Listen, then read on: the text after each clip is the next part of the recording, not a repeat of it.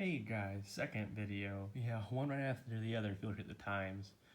I figured, since I mentioned in the first video, I'd show my whole collection.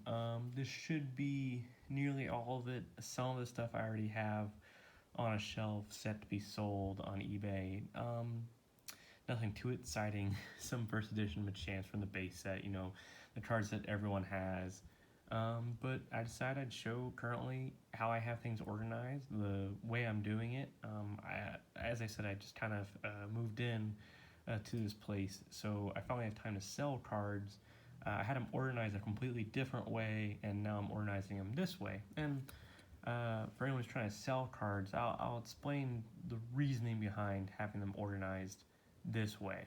So, what I've done is no matter what the card is, trainer's card isn't a good example, but we'll start here because this is how I have the book set up. So I try and have the same of that card all across. Now it's kind of wasting sheets, but I try and also keep the back showing, because depending on the condition of the card, with whiting, with no whiting, with any dents or scratches also on the back, that affects the value of the card. So that's my suggested way to do it. Plus now it's less rubbing of cards against each other. They do have some friction, especially older cards. They're just made out of a kind of an easier material to grab. It almost kind of sticks to your fingers. There's like a light ridging across the back. But so mainly what you can see is I have a bunch of commons and uncommons with trainers. This book isn't fully complete. I've actually, because I'm doing it this way, I've ran out of card sheets. So a lot of base set stuff, because I started collecting back when I was like 5. So 1998, 1999, something like that. Then you got some of your Team Rockets, which were really cool when they came out. And so, as I said, so now we get to the Pokemon, and if it's the same Pokemon, I try to put all of them, if same type,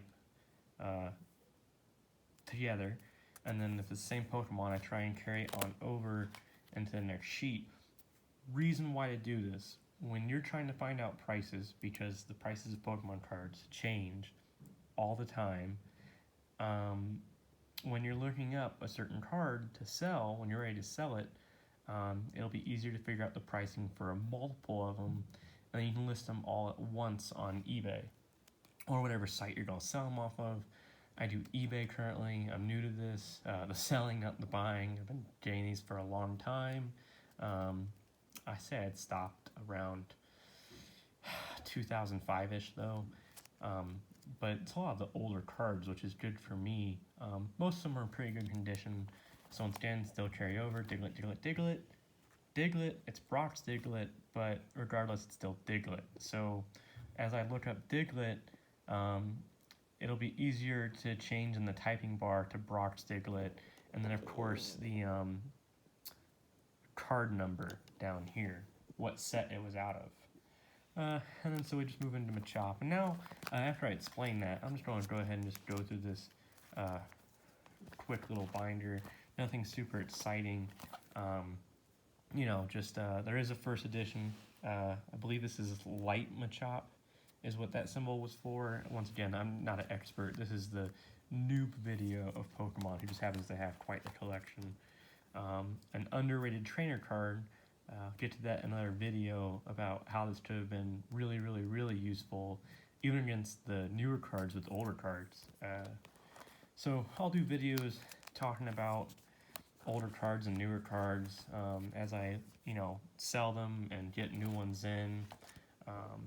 The idea, of course, is to try and make a profit of the selling. The video is just kind of educational and just showing off, showing older cards. Nothing crazy.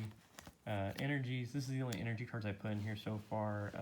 These were nice. The artwork of Rainbow Energy, which was a super useful card, is nice. Sadly, this is damaged on the corner pretty badly. You can actually see it in the camera, the ripples in the corner, so that really hurt the value of the card. Little also cool note to know, if you don't know about shadowless cards, that increases the value. And energy cards and trainer cards can be shadowless as well. Um, and what deems them shadowless, you can see right here, is if they have 99 as a part of their number set. If they don't have 99, see how it only goes up to 98? It's just considered normal. But if it has 99 in it, it's a shadowless energy card. So um, another way that increases its value. And trainer cards are the exact same way. They have to have 99 in the bottom as their number set. Not over here where it says Game Freak 1999, but in the number set, it'll go 98, 99, it's shadowless. Some other energies, I don't really read too much into them. Just haven't played in a long time. I never did any tournaments either. I just played with neighborhood kids. I would have liked to have done a tournament. Tournaments was a cool way to get promo cards and whatnot. So yeah, nothing crazy. I was just trying to put my commons and uncommons, match them up in here, because they'll probably be quicker to sell than any cards that I have PSA rated. So I mean, PSA rating your cards helps figure out the value of them for you and for your customers, but it's not always worth PS rating a card. We'll get back into that later. This is just getting through these real quick, just showing off the collection. I try to get this as organized as possible. There's going to be some discrepancies when I get to the rest of the collection in this room. Yes, it's spread across the room. You'll see what I mean. It's funny, I only have one of him. And I was still collecting when this series was out. But yeah, it's funny how I only ended up with one of him. You'll see why, just with the size of the collection. So I'm still organizing things, but this is the way I'm doing it now. And yeah, I'm aware that some of these are on the back, and I had to make some exceptions to try and fit everything in to the best of my ability. I just added some cards. I just picked up some cards today in my earlier video. These probably won't be daily. This is just my hobby, these videos. I don't know yet if buying and selling Pokemon cards is a good profit or not, or even a good way to make money. Right now, my experience is it's very slow. I've only had cards posted for less than a week though right now, and I'm only using eBay. I don't know any of the other stuff to use. I don't suggest Facebook Marketplace. You're going to get lowballed a lot. I mean, I've had weaker offers on eBay too, but at least you can set, the offer amount so you don't get spam with offers that don't even, meet what you're asking or what you're expecting. So yeah, Army of Pikachus. It's funny. I think Pikachu, in a sense of like Charizard, and of course Charizard cards are super high in value, especially base set, first edition, shadowless. But it's funny, Pikachu cards tend to do fairly well for how common they were, and value in that sense. Because Pikachu's really popular, especially with the Pokemon move that came out, I think, a year or 2 years ago. Just some Voltorbs, nothing impressive there at all. It's funny also how cards went from rare to uncommon or common depending on their series. Scyther, I believe in Jungle series, is rare, but in this series, I think Temple is Neogenesis or something. It's uncommon. It's just funny how that works out, in my opinion, or at least as a kid it bothered me. Like here we have Cloyster, uncommon fossil set, and then you have this set. I couldn't tell you what set this is. It was a newer card. I remember getting it as a kid, but I think I got this one as a teenager when I tried to get back into the game, but I was too busy buying other things. And this one's considered a rare. I get it. It's just how the cookie crumbles, different series, different sets, however many cards they made. I understand that. It's just funny how that worked out. So yeah, this is kind of just cards I'm trying to get out of the way that I'm going to try and list as quick as possible. It is what it is. Some of them are worth something. I try to get the ones that are worth something set up in other books and stuff. So this is my original book that I started with, and I've been moving stuff out of. So right now I'm trying to keep mainly just my rares in this book that I don't have sleeved yet. Sleeved I consider sleeve with a hard top or a hard loader, just to just to consider it very well protected. This book did a good job over the years, but I couldn't fit everything in this book. And the way I originally had this book set up is by type. So it would be trainers, whites, or colorless, whatever you want to call it. And then I believe it went nature, water, electric, something like that, and then it ended with earth. So I can't really go over the value of these cards yet, as I haven't really gone through their value yet, to be honest. And on top of that, I need to go through these and actually read at the bottom which ones are shadowless. So I'm still organizing my stuff, and I'm going to go card by card. So, for example, I don't have multiple of this card, but if I did, you know, in and out of the book, you'll see what I'm talking about. I have a whole thing of cards above these books. I would try and value all the cards at once, figuring out what rating they are, if they're hollow or not, first edition, shadowless, stuff like that. I think only base set has shadowless. As I said, I'm still learning about selling these. I don't think any other set has shadowless. So, but I'm still going to check, you know, because a shadowless can sometimes make a gigantic difference in the value of the card. And for me, I'm not worried about selling them quickly. I'd like to sell them quickly, of course, but I'm just trying to get what I can for my collection, my childhood paying off. It's pretty funny. So we get into, you know, this book's mainly going to be rares, because I've moved most of my uncommons and commons out of it. So as I said originally when I was doing this, I've tried to now organize it to where it's the same card throughout the book, but it's just not going to be that way. I just started doing that organization. So mainly rares, older cards, mainly base sets. I used to have a promo Dragonite. I wish I would have never gotten rid of it. It was really cool. Not everyone had it. Promo cards, in my opinion, are some of the cooler cards, even compared to base set. Just promo, it felt like there was less of them out there. There probably is. So yeah, I'm going to show you each pages to some original Pidgeotos. Actually have a first edition shadowless, so I gotta get this thing sleeved up when I get more sleeves that come in, and hard toppers. So there's gonna be a few things like that to where I have some shadowless and stuff in here that aren't sleeved yet, but they're in this book, so they're pretty well protected. So yeah, then we moved into my nature section. A lot of bee drills, some beat up mucks. Sadly, they're beat up. Nidoqueens. I really like Nidoqueen. I just had a bunch of her back when I was playing, so you could be playing me, and it would be like a whole deck of Nidorans, Nidoranas, or Renas, and Nidoqueens at the end, over and over and over again. So yeah, just some victory bells. I tried to complete Giovanni's thing. I had it above Giovanni's Nidorina, Ran, and Queen. I never got a Giovanni's Nidoking. Maybe that will come up throughout this time of collecting. Just some commons and uncommons. He's the only rare, I believe, in this section. Yeah, and so I'll have commons and uncommons, but there'll only be one of each. So it counts as one if it's a different card type in this book. And but a lot of them have been pulled out too, and you'll see the rest of the collection in a little bit.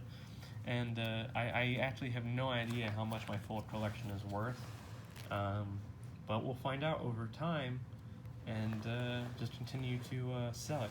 It really sucks. This is a first edition Bayleaf. You can't really see it, but it's not 100% great condition, and neither is this first edition Arbok, kind of beat up. It's whatever, still worth some money, still cool to have. A lot of my cards are beat up, of course, because I had them as a kid. It's just how that cookie crumbles. So yeah, just more cards, finishing up the nature element, and moving into what's left of the water. And this is the only electric, I believe, that's left in this book. I never had a big electric thing of Pokemon. I don't know why, but most of them have been pulled out. You'll see what I mean. So this was a cool tropical island. I consider them promo type just because there's so few of them, and they just got neat artwork behind them. They actually have a scene going on. There's a Dragonite flying past, and tropical islands was all sort of literally themed around this artwork, and they almost all sort of connect in the artwork of what's going on in the scene. So that's pretty cool. Um, Even though it's in Japanese, I still think this was really cool. The hollow on this Gyarados is just awesome in my opinion. It's just really nice how they did that hollow for Misty's Gyarados. The Vaporeon, even though there was a ton of these, I think also the hollow foil on this was just well done when they made this card, and it's a shame because Vaporeon, even though it's a beautiful card, it's not like worth nearly as much as some of these other cards, like maybe Dark Blastoise or probably even a Zapdos. But it is what it is. I have a Dark Feraligatr. They're worth a certain amount of money, in my opinion, decent. But you can see in the camera, it's got like silver edging. It's been worn out. It's sadly a worn out card. I got it from a buddy way back in the day. I don't know if this Kingdra's worth anything, because I don't know much about this set. I'll have to look this up later. I mean, I'm going to look up almost every card. A few Vaporeons. Once again, I just think they did a really good job for any hollow foil with Misty. They just really did. And her cards don't seem to be worth a lot. I think just because Misty wasn't necessarily the most popular character. I haven't looked them up, but I've looked up some Sabrina cards, and I promise you, I bet you this Sabrina Golduck is worth more than this Misty's Golduck, even though it's hollow, and she's a water trainer, and she isn't. It's just how the cookie crumbles in this scenario, I guess. Yeah, just some more uncommons. Shadowless Squirtle. That's funny, that will work out too. I don't know the value of him off the top of my head, but I've looked up Shadowless cards and stuff. And it's funny how a Shadowless card like him can be worth more than a rare card, Gym Trainer, hollow foil. It's just funny how that works. I don't know if he is or isn't, but you'll see Shadowless cards can go for a huge amount of money, and then if they're first edition, huge amount of money, and then usually these are the cards that are worth PSA rating. If it's first edition Shadowless and you think it's a mint 10, geez, it can skyrocket the value. Like how this card probably worth $3, $5, maybe even $7 currently. If I get it PSA rated, this has been in this book the whole time. I don't think there's anything wrong with this card. It could probably get a 10, probably an easy 9, and hopefully that'll bring the value up by at least over $10. That's how much it costs to kind of get something PSA rated. But something worth to look into. I know it would be worth PSA rating if it had a first edition Shadowless, and I probably do in my other pile of collection, and I just haven't gotten around to it. Shadowless Starmie, that's another good little find. It'd be nice if it was first edition, because as I said, it just makes the value skyrocket even more. It's like a multiplier. I mean, it's a multiplier when you have, so if you have first edition non-Shadowless, few extra bucks. If it's Shadowless, not first edition, few extra bucks. If it's first edition Shadowless, it's like the two numbers multiply and shoot the card through the roof. It's insane. Once again, Shadowless Staryu. Don't know if it's worth PSA rating because it's Staryu, but just look up the research when I do this card by card. Some other cards, some Pokemon I really didn't necessarily learn when I was collecting. Just thought, I think the artwork behind Pokemon cards is pretty cool. It's a lot of work that a person's putting into each one of these. So I go from Water to Psychic. I always liked Hypno when I actually played the Game Boy game. That was my main Pokemon. A lot of people like to use Charizard. I liked Hypno, and whenever I would verse someone with Game Boy, I think it was Advance, I just put their Charizard to sleep and just destroy them. I think Dream Eater also healed you too, so yeah, Hypno is pretty OP in the original Pokemon games for Game Boy. Have a few Mr. Mimes, one's hollow, the others aren't. Gengar was always cool to me. I don't think I ever got a hollow version of him.